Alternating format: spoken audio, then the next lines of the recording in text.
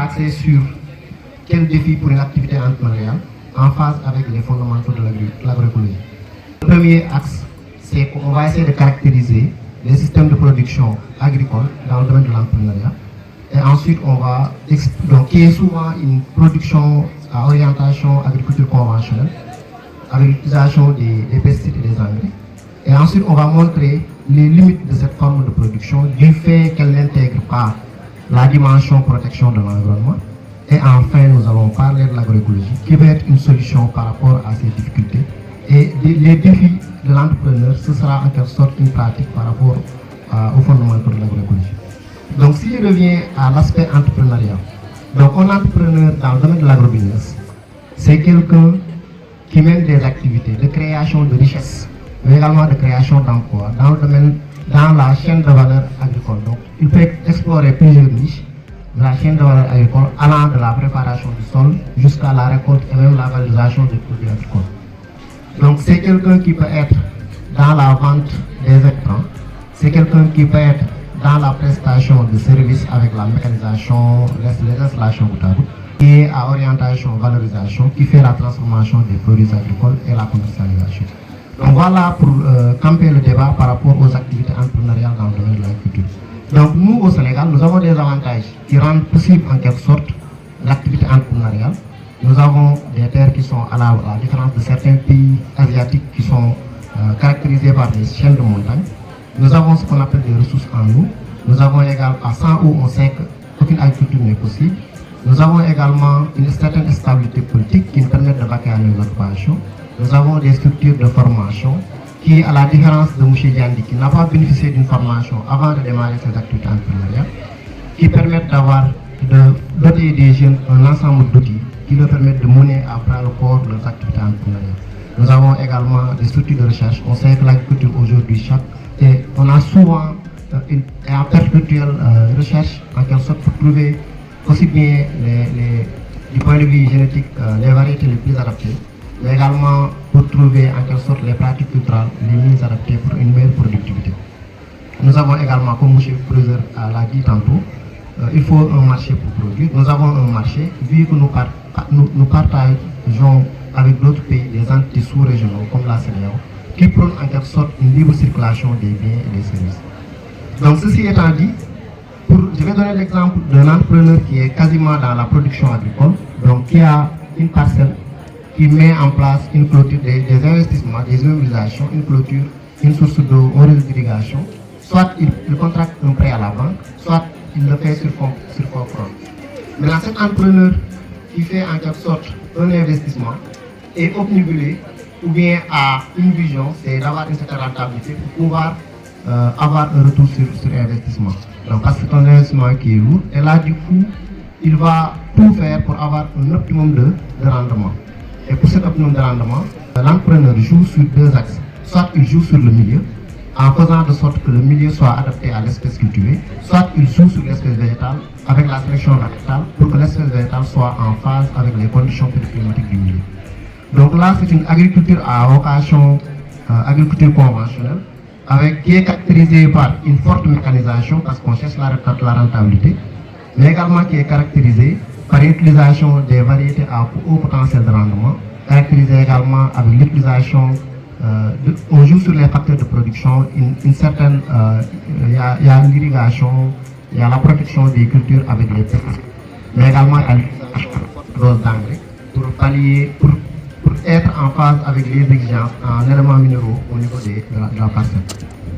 Donc cette agriculture ne prend qu'en compte un aspect, c'est on vise une dimension économique. Alors qu'il faudrait savoir que cette agriculture qui est obnubilée par une recherche de rendement, de productivité, souvent ne s'inscrit pas dans la durabilité. Alors que la productivité et le rendement, on doit le chercher en s'inscrivant dans une certaine durabilité. Donc cette agriculture conventionnelle présente avec une utilisation caractérisée avec l'utilisation de fortes doses d'engrais, caractérisée par une forte mécanisation, mais également caractérisée par une utilisation des pesticides à des limites. Donc parmi ces limites, l'utilisation à outrance d'engrais et de pesticides, on va arriver à une certaine destruction des sols. Une utilisation à outrance de pesticides, ça va créer à la destruction des équilibres naturels en favorisant la population d'insectes qui sont nuisibles, de pesticides. Donc, une fois après la récolte, si on ne respecte pas les aspects relatifs à la durée de rémanence, au délai d'attente avant récolte, donc on va avoir une certaine toxicité vis-à-vis du produit qui est récolté. Et cette toxicité, donc si ça dépasse une certaine dose qu'on appelle la limite maximale de résidu, ça va être à l'origine de certaines maladies. Donc souvent les gens disent, bon, j'ai mis des pesticides, j'ai traité, j'ai utilisé, j'ai mangé, ça n'a pas créé de maladie. Bon, ne pensez pas que ça ne crée pas de dégâts, parce que pour la toxicité, il y a plusieurs formes de toxicité. On peut avoir une toxicité qui est aiguë, comme on peut avoir une toxicité qui est chronique. La toxicité aiguë, c'est une seule fois qu'on est exposé par rapport au produit et ça fait des dégâts. La toxicité chronique, c'est une exposition donc, qui est répétitive, qui crée cette forme de toxicité. Donc compte tenu de ces limites, il nous faut, donc, compte tenu maintenant du fait que nous avons un changement de notre écosystème agricole avec une variation pédoclimatique, donc il nous faut aller vers des options, des pratiques beaucoup plus éco-responsables, des pratiques qui militent pour la protection de l'environnement. Donc, permettez-moi d'emprunter des mots à Antoine de Saint-Exupéry. Antoine de Saint-Exupéry disait, nous héritons la terre de nos ancêtres, nous n'héritons pas la terre de nos ancêtres, mais nous l'empruntons à nos enfants. Donc, ce qui veut dire que cette terre que nous avons, nous menons les activités agricoles, on ne l'a pas hérité de nos ancêtres, mais nous l'avons empruntée aux générations futures. Ce qui veut dire qu'on doit rendre la terre de la manière dont on l'avait reçue. Là, du coup, ça demande des pratiques responsables en matière d'agriculture qui ne vont pas contribuer à la dégradation de ces terres. Donc, aujourd'hui, on doit militer pour une agriculture qui permet de répondre aux besoins d'aujourd'hui, mais qui ne compromet pas la capacité de production dans les générations futures. Donc, pour cela, cette agriculture doit concilier trois axes, un axe social, un axe environnemental et un axe économique, donc pour être durable. Il y a l'agroécologie qui peut être une solution. Donc, parlant de l'agroécologie, donc quand je viens pour faire une activité agricole, je viens dans une parcelle. Et dans cette parcelle, je trouve que il y a des espèces qui sont là-bas, des êtres vivants, qui peuvent être des êtres vivants à la fois des animaux comme des végétaux, mais également qui sont dans un milieu. Nous avons un écosystème qui est quasiment stable, constitué par une biotope et une biocénose, donc un milieu physique qui est abiotique, et un milieu biotique qui est constitué par des êtres vivants qui sont à la fois des animaux comme des végétaux. Et ces êtres vivants sont dans leur écosystème et entretiennent des relations avec leur écosystème. Et c'est un écosystème qui est quasiment stable. Maintenant, nous, agriculteurs, quand on vient dans cette parcelle, on essaie d'aménager la parcelle à ce que la parcelle soit en phase avec les exigences de nos cultures. Donc là, on passe d'un écosystème à un milieu qui a été aménagé, un milieu qui a été changé, perturbé. Et ce milieu, quand il est perturbé, ce milieu va quitter de l'écosystème et va devenir un agrosystème. Et cet agrosystème, ce n'est rien d'autre qu'un milieu qu'on a aménagé et on a conféré à ce milieu des conditions pédoclimatiques qui sont idoines en phase avec les exigences pédoclimatiques de la culture.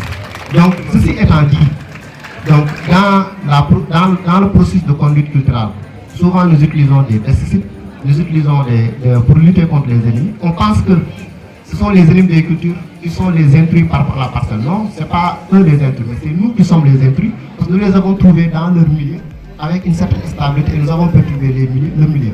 Et c'est très normal pour nous trouver de quoi manger qui s'attaque à nos cultures. Donc l'agroécologie pourrait être une solution par rapport à cela. L'agroécologie donc milite pour une agriculture qui est saine, donc qui n'utilise pas de forte dose d'engrais, qui n'utilise pas aussi certains pesticides, pour avoir en quelque sorte une certaine stabilité au niveau du système. Donc l'agroécologie favorise en quelque sorte les interactions entre les différents facteurs au niveau de l'écosystème, que ce soit le sol, que ce soit le milieu physique, mais aussi les êtres vivants qui peuvent être des êtres vivants à la fois végétaux. L'agriculture conventionnelle, l'agroécologie donc est plus éco-responsable et donc ne milite pas l'utilisation de fortes doses d'engrais, ne milite pas l'utilisation de certains pesticides qui vont en quelque sorte perturber le milieu en créant une rupture au niveau de la chaîne trophique. Et que ce qu'il faut comprendre, c'est quoi? C'est que les êtres vivants qui sont au niveau de notre agrosystème, qui peuvent être des insectes, des acariens, des nématodes, ces êtres insectes vivants ne sont pas tous nuisibles. Il y a de ces insectes qui peuvent être utilisés comme auxiliaires dans le cadre de la lutte biologique. Mais aussi, on connaît tous l'importance de l'abeille aujourd'hui, qui joue un rôle très déterminant dans la pollinisation. Donc, d'où la nécessité de favoriser une certaine interaction au niveau de notre agrosystème pour concilier à la fois une performance environnementale, une performance économique et une performance sociale. Et ceci donc, nous permet en quelque sorte de découler sur un certain nombre de défis. Et les défis au niveau de l'agriculture, de l'entrepreneuriat agricole en phase avec l'agroécologie. C'est des défis qui militent à la fois à la protection de l'environnement, à la protection des sols, des défis qui militent à la fois à la protection, à la gestion des ennemis des cultures, sans pour autant casser les équilibres naturels. Donc par rapport à la gestion des sols, donc cette activité agricole donc milite à produire, à tirer profit du sol, sans pour autant compromettre les capacités de production du sol futur. Et ceci n'est possible qu'avec une utilisation moindre des engrais, une utilisation des engrais chimiques qui est moindre, avec l'utilisation des engrais verts, avec l'utilisation des composts, donc avec une activité agricole qui est combinée avec une activité d'élevage qui permet d'avoir de la matière organique d'origine animale comme d'origine végétale, et milite à ce qu'il y ait un certain compostage pour restituer au sol en quelque sorte les éléments nutritifs par le biais de la matière organique.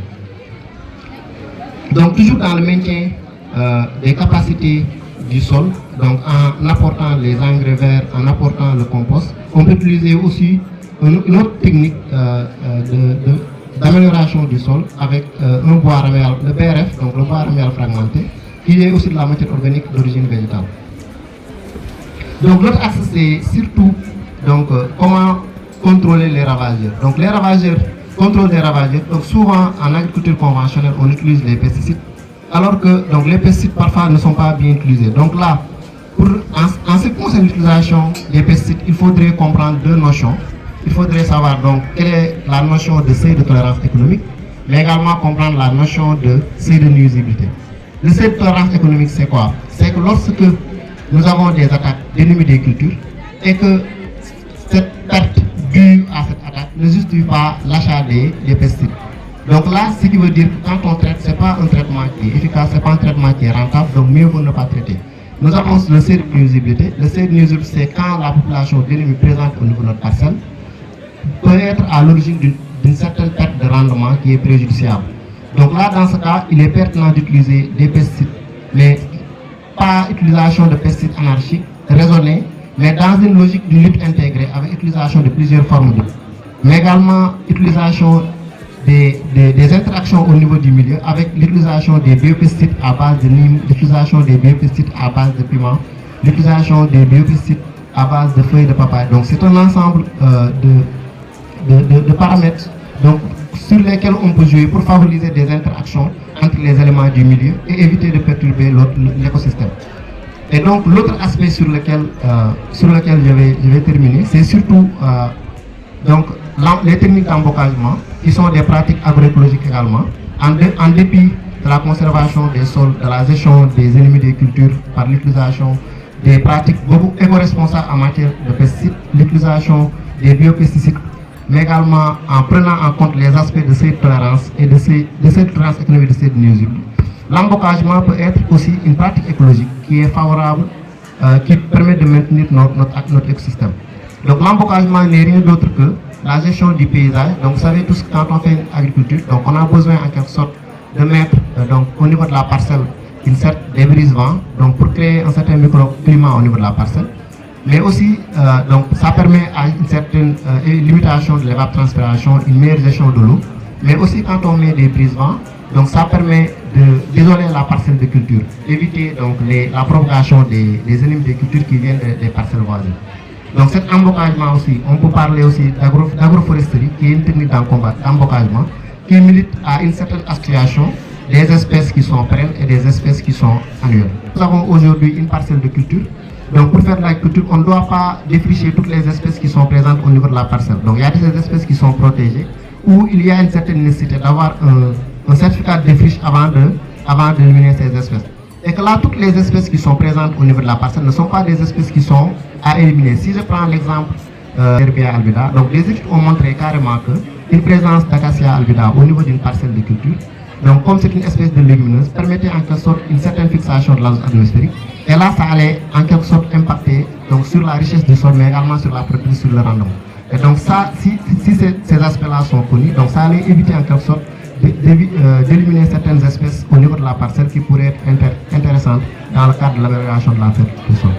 Mais ce qu'il faut comprendre dans mon intervention, c'est que l'agriculture, donc l'entrepreneuriat agricole est possible dans notre pays, vu les avantages d'une certaine durabilité en utilisant des pratiques agricoles éco-responsables, une limitation des pesticides et également une utilisation des pratiques agroécologiques avec l'augmentation de la fertilité des sols à travers les techniques de compostage, les techniques d'utilisation du BRF, mais également à travers la gestion des ennemis des cultures par le biais d'une utilisation rationnelle des murs, ce qu'on appelle le seuil de tolérance économique et le seuil de nuisibilité, mais également les techniques d'embocagement pour limiter la propagation des ennemis des cultures des parcelles voisines, mais également militer à ce qu'il y ait un certain microclimat au niveau de la parcelle qui limite en quelque sorte l'absorption de l'eau. Je pense que les interventions des uns et des autres en termes de contribution, mais également des questions, ça permettra de lever en quelque sorte, d'éclairer la lanterne des uns et des autres. Je vous remercie.